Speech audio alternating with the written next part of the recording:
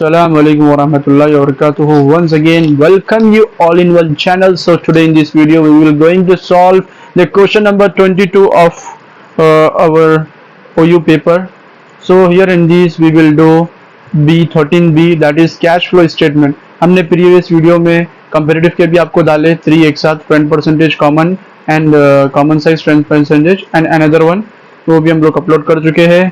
और आज के इस वीडियो में cash flow statement without adjustment के ये जस्ट कॉन्सेप्ट समझने के लिए कर रहा हूँ. फिर उसके बाद आपको विथ एडजस्टमेंट कैसा करते हैं वो आपको बताऊंगा. तो without wasting a time, let's start. So this is our proforma particular amount cash flow statement for the year and 1920. ये प्रोफार्मा है हमारा. ओके और इसमें एक चीज़ आपको बहुत ज़्यादा जहनशीन करना है, यानी कि आपको याद रखना है, वो ये के लाइबिलिटी एंड एसेट, इसमें अब प्लस माइनस का रूल होगा इसमें अप्लाई. जैसा कि आप लोग जो प्रीवियस में देखे कि working capital fund flow statement में क्या करते थे हम लोग, अगर एसेट इंक्रीज है तो इंक्रीज, डिक्रीज है तो डिक्रीज, बट लाइबिलिटी अगर इंक्रीज है तो डिक्रीज और डिक्रीज है तो इंक्रीज करते थे लाइबिलिटी को. अब यहाँ पे क्या करेंगे, अगर लाइबिलिटी बोलते सो ज़्यादा है, मोर है, तो इसी में आएगा, यानी कि इंक्रीज है तो इंक्रीज. अगर लाइबिलिटी लेस है तो माइनस में आएगी साइन लाइबिलिटी की. ऑलराइट, अब एसेट, अगर एसेट इंक्रीजिंग में है तो वो आएगा माइनस में, माइनस साइन में आएगा एसेट. और ये है हमारी लाइबिलिटी. और अगर एसेट डिक्रीजिंग में है तो वो आएगा प्लस में. ठीक है, और यहाँ पर आपको माइनस की साइन जो है आपको माइनस डायरेक्ट नहीं डालना है, जस्ट ऐसा ये माइनस का होगा 4000, जैसा कि ये माइनस 4000 है एग्जाम्पल, फिर ये माइनस 3000 है. ये आपको याद रखना है, माइनस की साइन माइनस नहीं डालना है, जस्ट ऐसा डालना है. और एसेट कुछ भी रहने दो, बढ़ के या कम, आपको अगर माइनस में आ रहा है तो उसको माइनस की साइन आपको लगाना है. ऑलराइट, फर्स्ट आएगा हमारा cash flow from operating activity.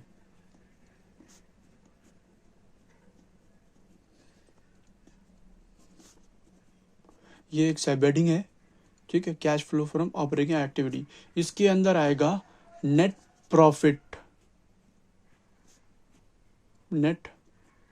यानी कि प्रॉफिट आएगा इसमें. ओके, तो यहाँ पे आप लोग देख सकते हैं प्रॉफिट एंड लॉस अकाउंट दिया है 11,000 एंड 14,000. तो इन दोनों को माइनस करेंगे, तो यहाँ पे देखिए बड़ी वैल्यू से छोटी वैल्यू को माइनस करेंगे. 14,000 माइनस 11,000, तो हमारे को आएगा यहाँ पर 3,000. ठीक है, ये बनाना हमारा cash flow from operating activity का प्रॉफिट. ओके, फिर उसके बाद आपको डायरेक्टली उसके बाद आएगा adjustment for non cash and non operating income. ये प्रोफार्मा वाइज जाना है आपको. Adjustment for non cash and non operating income,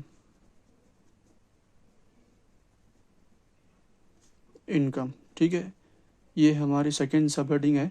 but इसके अंदर अभी आपको कुछ नहीं लिखना है, क्योंकि यहाँ पर ऑलरेडी मीन्स इसके अंदर कुछ भी दिया नहीं है अभी. ओके, इसमें आता क्या है, वैसे मैं आपको बता दूं मैं कि इसके अंदर डेप्रिसिएशन और provision for bad debt, discount allow, ये चीज़ आएंगी. और इसी के साथ आपको नॉन कैश में आएंगी. और नॉन ऑपरेटिंग इनकम में आपको आएंगी interest paid on loans, loss of fix asset, loss on investment, sale, ये सब इसी के अंदर आएगी. आपको मैं इसका मीन्स अभी एक, यानी कि जब मैं नेक्स्ट इसका डालूंगा एडजस्टमेंट के साथ, तो जब आपको बताऊंगा. मीन्स एडजस्टमेंट की एंट्री नहीं आते, इसमें जस्ट एडजस्ट होते हैं non cash and non operating income, इसके अंदर एडजस्ट होते हैं. तो जो नॉन कैश आपको बताया डेप्रिसिएशन और बोलते सो बैड डेब्ट, प्रोविजन फॉर बैड डेब्ट, डिस्काउंट अलाउ, ये आते हैं. और नॉन ऑपरेटिंग एक्सपेंसेस में interest paid on loans, fix asset, loss on investment, cell, ऐसा कुछ आते हैं. ओके, फिर उसके साथ आपको यहाँ पे थर्ड में आना है. और थर्ड में आपको यहाँ पे क्या करना है, आपको यहाँ पे करना है. फिर उसके बाद आएगा आपको adjustment for changes in working capital. Working capital क्या क्या है आपका, एक होता है करंट एसेट और एक होता है करंट लायबिलिटी. राइट, अब इसके अंदर आपको ये लगेगा रूल, यहाँ पे प्लस और दिस इज माइनस साइन। तो यहाँ पर जो आएगा आपको, तो इसमें आपको हेडिंग बनेगी यहाँ पर इंक्रीज इन करंट एसेट, और यह है डिक्रीज इन करंट लायबिलिटी, और यहाँ पे आएगी इंक्रीज इन करंट लायबिलिटी और डिक्रीज इन करंट एसेट। ठीक है, इन दोनों का आपको ध्यान में रखना है कि ये चीज़ आपको करना है। देन इसके साथ यहाँ पर आपको, जैसा कि हम फंड फ्लो में डालते थे चेंजेस, यानी कि इंक्रीज हुआ तो इंक्रीज, डिक्रीज हुआ तो डिक्रीज एसेट, और लायबिलिटी को उसका ऑपोजिट रोल प्ले करते थे, इसमें आपको लायबिलिटी को सेम एज इट इज रखते हुए एसेट को इंक्रीज डिक्रीज करना है। ओके, तो चलिए देखते हैं यहाँ पर। तो यहाँ पे देखिए स्टॉक है, ओके, स्टॉक है 5000 और 9000। तो यहाँ पे स्टॉक क्या हो रहा है, इंक्रीज हो रहा है या डिक्रीज हो रहा है? स्टॉक यहाँ पर इंक्रीज हो रहा है। तो इंक्रीज हो रहा है तो किस में आना है, लेस में आना है ये। तो यहाँ पे लिखूंगा मैं increase in stock, increase in stock कितना था, 9000 माइनस, सॉरी 5000 माइनस 9000, तो आपको आएगी वैल्यू 4000 जो माइनस में रहेगी। 5000 माइनस 9000 करें तो 4000 आई है। ओके, फिर उसी के साथ आपको देखना है दूसरा वाला डेप्टार्स है।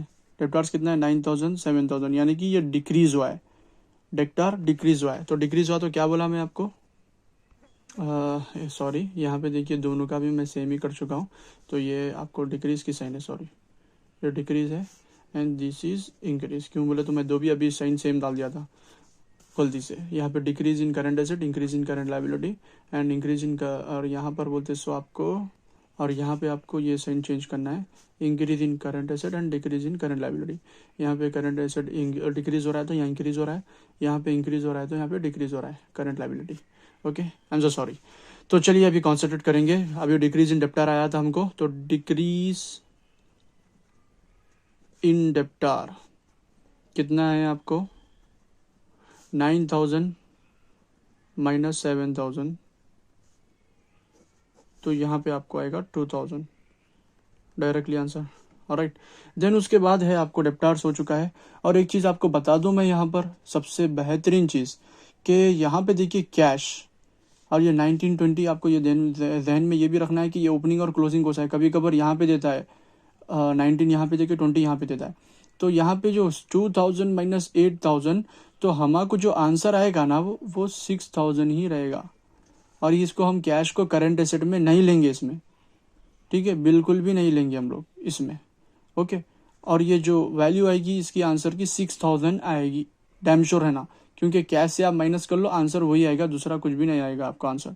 ओके, फिर उसी के साथ हम लोग देखते हैं यहाँ पे हमारे एसेट तो हो चुके हैं, और लाइबिलिटी में देखिए क्रेडिटार्स है ओनली। तो क्रेडिटार्स हम लोग लेंगे, क्या हो रहा है क्रेडिटार्स 16000 एंड 18000। तो यहाँ पे इंक्रीज हो रहा है क्रेडिटार्स, इंक्रीज इन क्रेडिटार्स। तो यहाँ पे इंक्रीज इन क्रेडिटार्स कितना है 16 और 18, तो 2000 आपको आएगा यहाँ पर। ऑलराइट, ये हो चुका है आपका। देन आपको क्या करना है, सिंपल सा इसको प्लस कर लेना है, इसको 2000 2000 4000। अब ये 4000 माइनस 4000, तो ये तो जीरो बन चुका है, तो डायरेक्टली 3000 यहाँ पे, ये तो जीरो का जीरो बन चुका है, इसमें से दोनों में माइनस करे बाद कुछ वैल्यू ही नहीं है। तो 3000 हमारा बन चुका है cash, net cash flow, net cash flow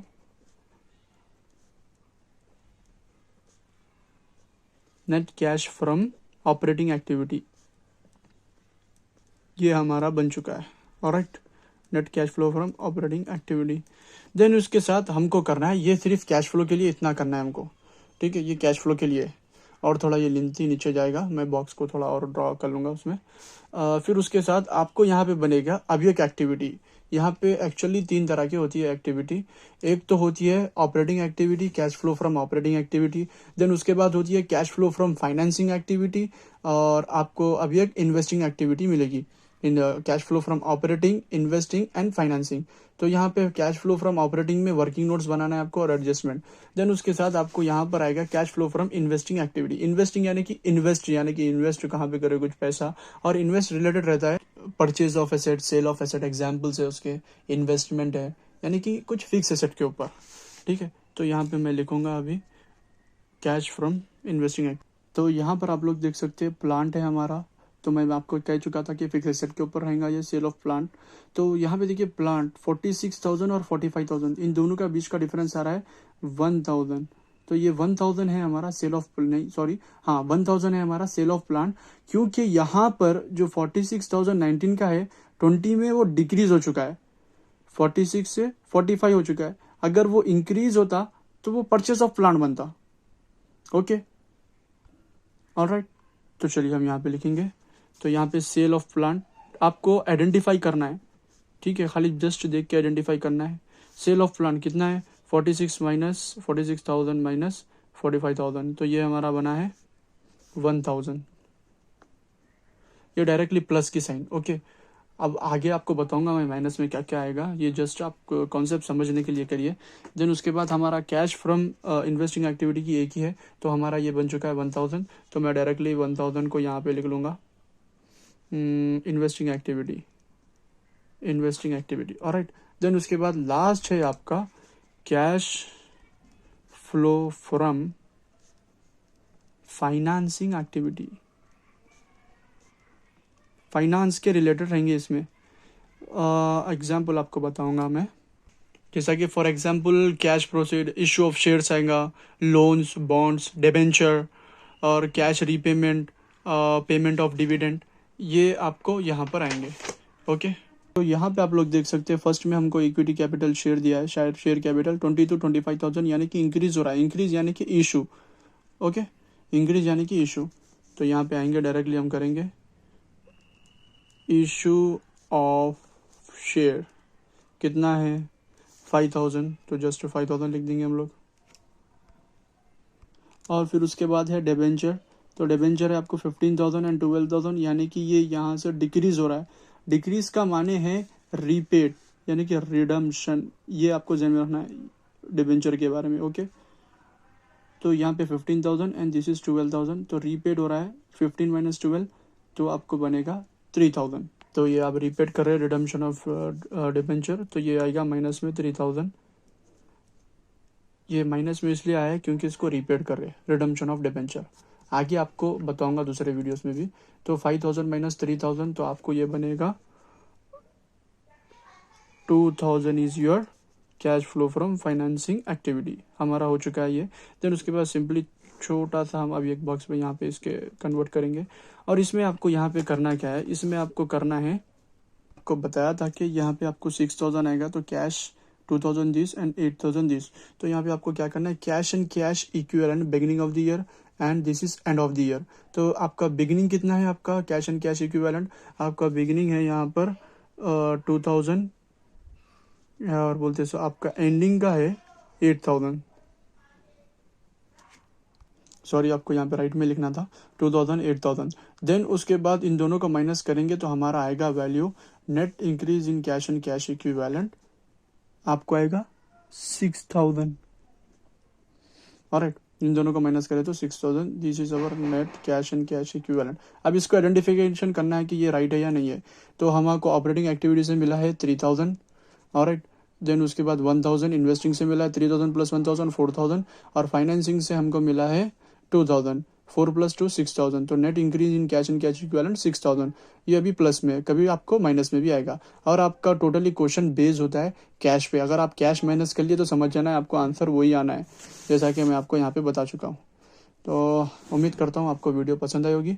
तो अगर वीडियो अच्छी लगी तो please like and share subscribe कीजिएगा। और इसी तरह अनदर वीडियो में मैं आपको एडजस्टमेंट के साथ लेके आऊँगा। और दिस इज़ ओवर सियास, तो आपको स्क्रीनशॉट चाहिए तो ले लीजिएगा। नेक्स्ट वीडियो में मिलेंगे। अल्लाह हाफिज़।